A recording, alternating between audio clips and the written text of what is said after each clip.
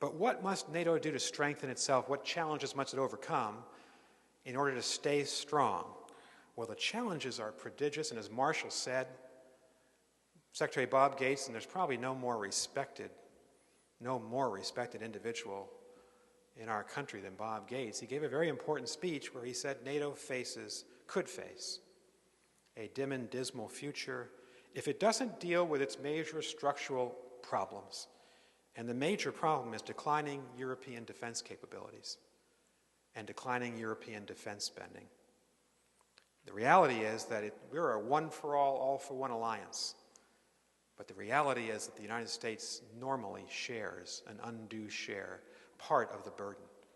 It's not fair in a democratic alliance for that to be the case. Now, we've always been unbalanced. The United States has always had a larger, more powerful military. We've always spent more money on our national defense than our European allies, but I don't think it's much to ask, even at a time of economic crisis, or especially at a time of economic crisis, that if the United States is going to continue to spend over 4% of its GDP on its national defense, is it right that Germany, Italy, Spain spend just over 1%?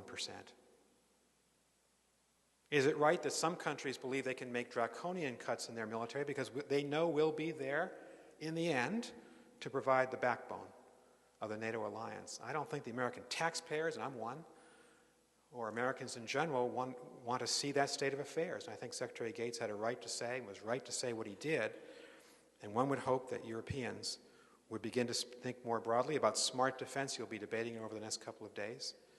And that we'd see some response from the European leadership to do more. Second, we need a stronger Germany in NATO, from my perspective. And I don't want to be disrespectful for any of the Germans here, because we really value Germany and NATO.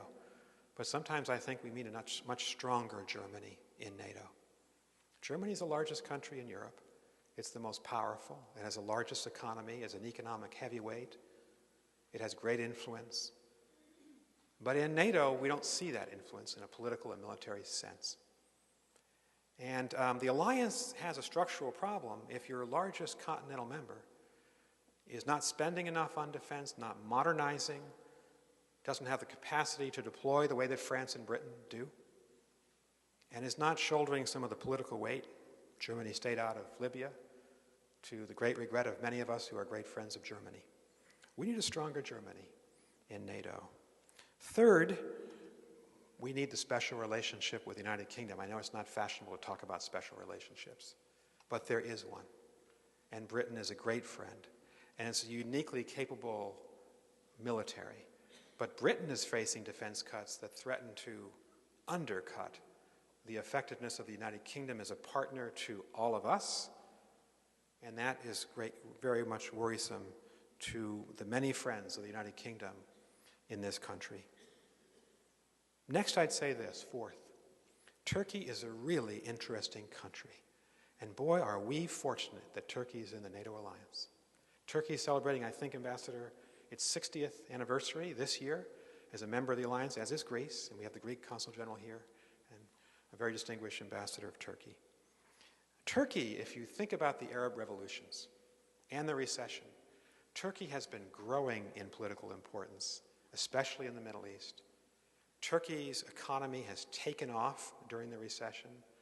Turkey is rising as a political, military, and economic power, and I think it's probably the only country in our alliance that can say that, based on economic growth data, and based on political influence. I would even think, based on conversations I've had with many Arabs, that Turkey may now be the most influential of the European countries in the Middle East. That's an extraordinary development, but it's happening.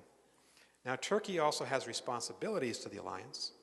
It's currently, I think, impeding NATO's ability to work with Israel, certainly impeding the development of a normal NATO-EU relationship, and so Turkey needs to face its responsibilities. But I would think that we in NATO ought to open up leadership possibilities for Turkey. We've never had a Turkish Secretary General. We've never had Turkey leading on a consistent basis our military missions, although I know Turkish generals have led the ISAF mission in Afghanistan from time to time. I'm talking about all of us recognizing that sometimes power balances change. And we're seeing it happen right now. And we are so fortunate to have Turkey in this alliance. It strengthens the alliance. And so therefore, it would be my sense, and I'm just speaking personally here, that we in NATO, all of us who support NATO, ought to open up possibilities for Turkey to be a leader and be recognized as a leader and to have the kind of influence in the alliance that it deserves. Fifth, I'd say this. NATO's never going to be a universal global organization by membership because we're transatlantic. But NATO has to act globally, and so starting with President Clinton, and certainly for President Bush when I served him at NATO, and now with President Obama, the United States believes that we ought to have strong partners for NATO in the Middle East as well as in the Pacific. So think of the United Arab Emirates and Jordan and Israel as strong partners, potentially, for NATO.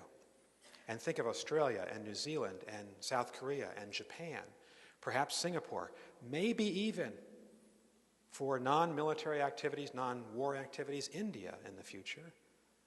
NATO should create a series of partnerships around the world.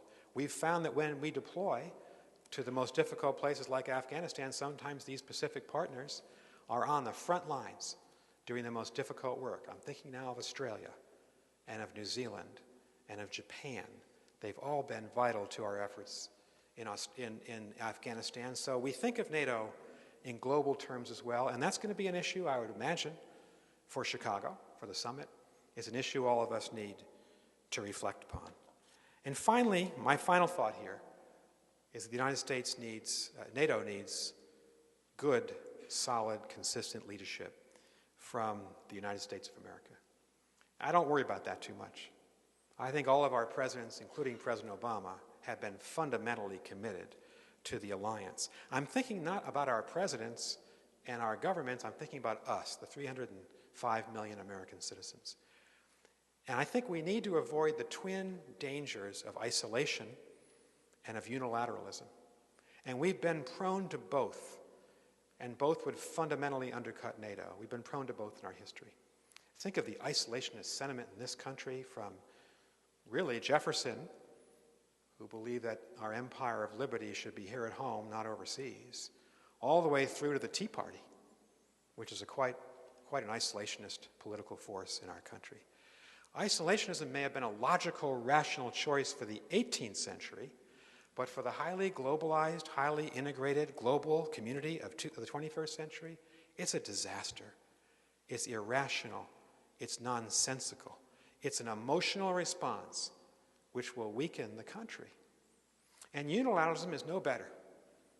Now, fortunately, the unilateralists have been mostly discredited. They were the people who said, particularly after 9/11, it's our way or the highway, and, if you're not with us, you're against us, and we'll go it alone if we have to. Well, we found out what that's like, and it didn't work very well for our country. We need NATO because we need to be integrated, involved, and leading in the world, and this is the perfect institution for us to express that leadership with the countries that are our closest friends and most like-minded in terms of our values, what we believe in, democracy and liberty and trade.